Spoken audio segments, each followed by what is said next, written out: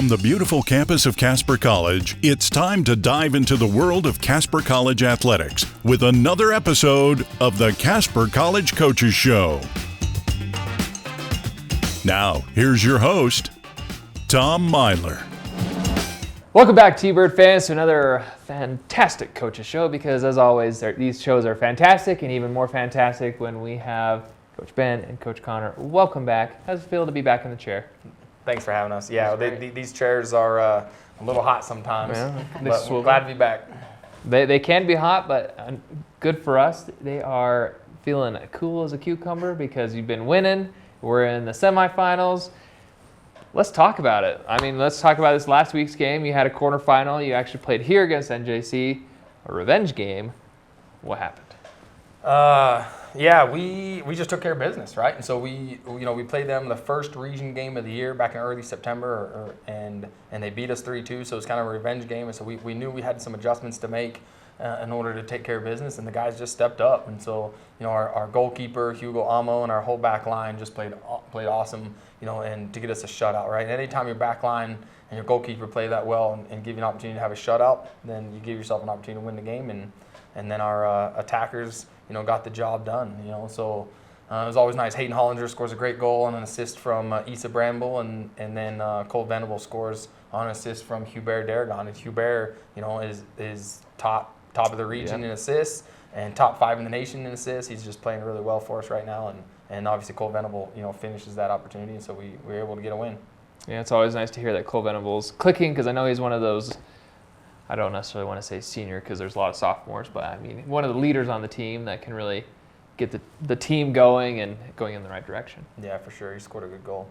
Yeah, he's a competitor for sure, and he's one of our captains, so whenever he's clicking, it's good signs for us and the team as a whole.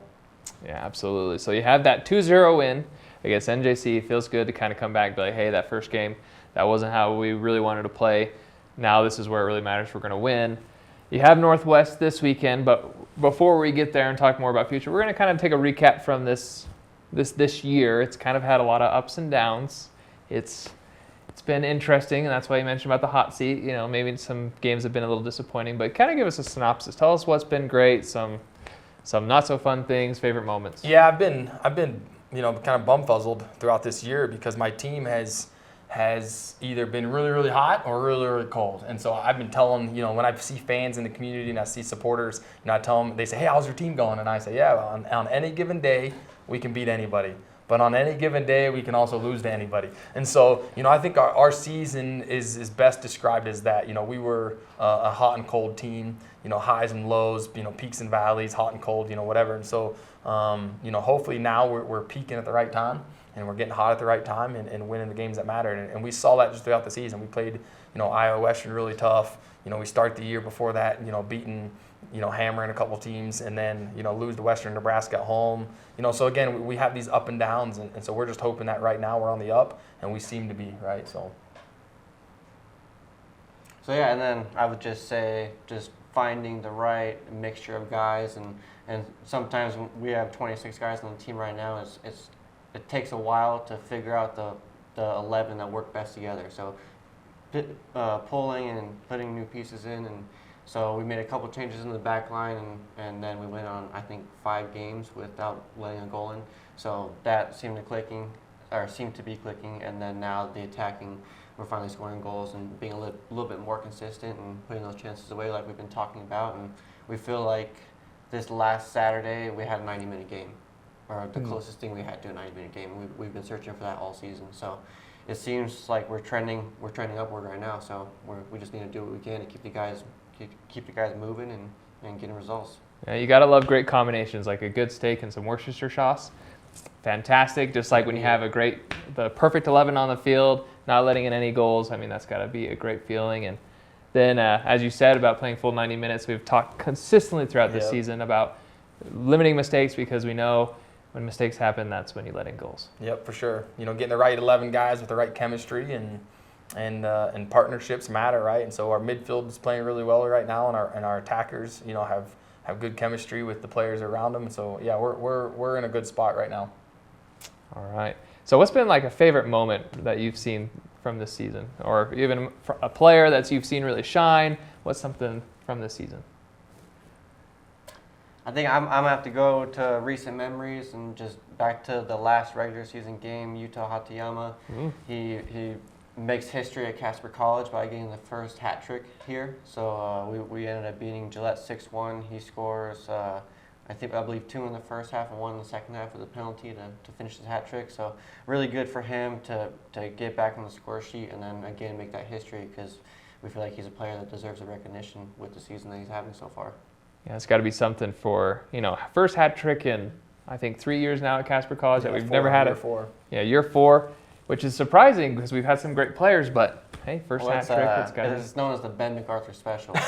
as soon as you score, he's like, all right, you're off sub. And so we've had multiple times with the guys on 2 goals, and we just have a really good bench, and guys deserve that playing time. So for whatever reason, guys haven't got 3 goals in 1 game, but Utah broke that record, and I got to give Issa Bramble a shout out. Yeah, for sure. Issa Bramble earned that PK at Gillette, and he already had a goal, and so that would have been his second goal of the game. And so, he I think he really would have liked to have that PK, and then we politely asked him to pass the ball to Utah, and Utah sets it down, takes the PK, and slams it in, to complete the hat trick. And so hats off to Issa for 1, earning the PK, and then 2, being a team guy. So.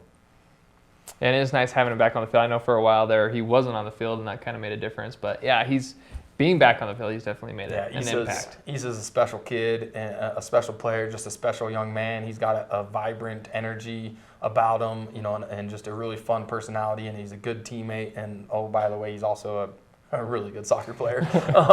And so it's nice having Issa back. And that was the difference. In fact, the first time we played NJC, Issa didn't play. And the second time we played them this past Saturday, Issa's playing, and he had a really good game. And after the game, James from NJC, the coach from NJC, just said, "Holy smokes, what a difference Issa makes for you!" Right? So he felt it.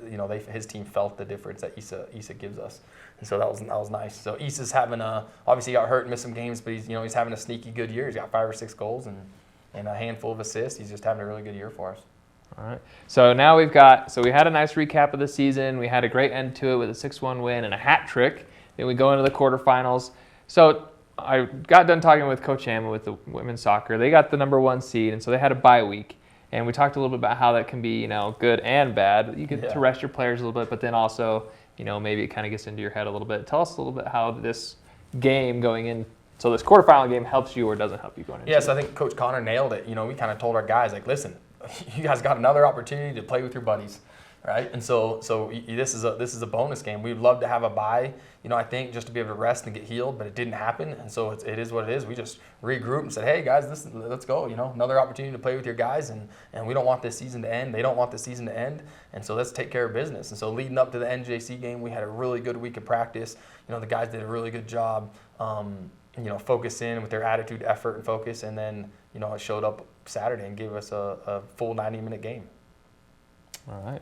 So how then are we? So then Northwest is what we've got this weekend. You're going to play in Northwest since they're the higher seed than number 2. You believe you're number 3, correct? Yep, that's correct.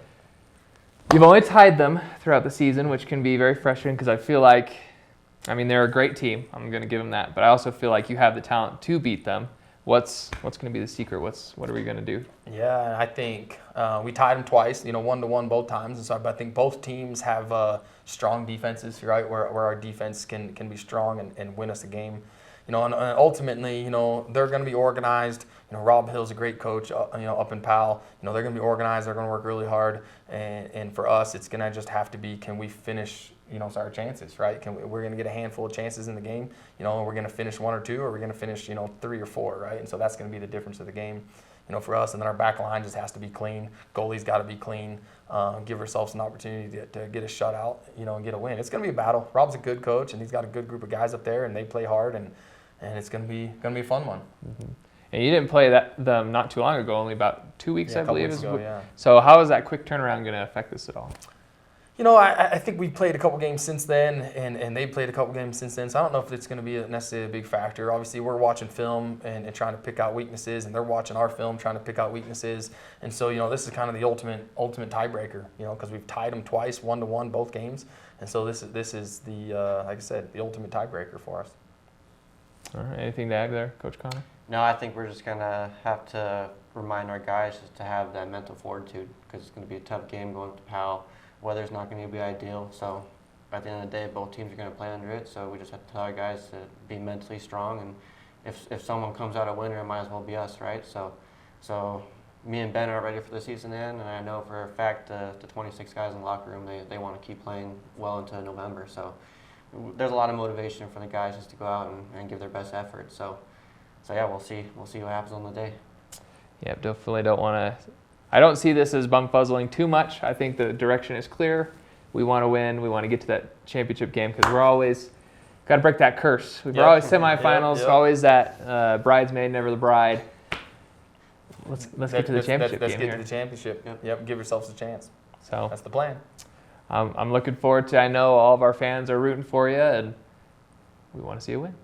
Appreciate your support. Appreciate it. Thank you. All right. Well, T-Bird fans, unfortunately, they'll be up in Powell this weekend, but I believe you have to do some special app or something if you want to watch them live or. Yeah, hopefully Northwest, they've had trouble in the past with some live stream, but I think they got it worked out. And so, hop on the Northwest website and you have to download the VO app and try to tune into the game. 2 o'clock Saturday. 2 o'clock Saturday, and we support them the way you can. See you next time.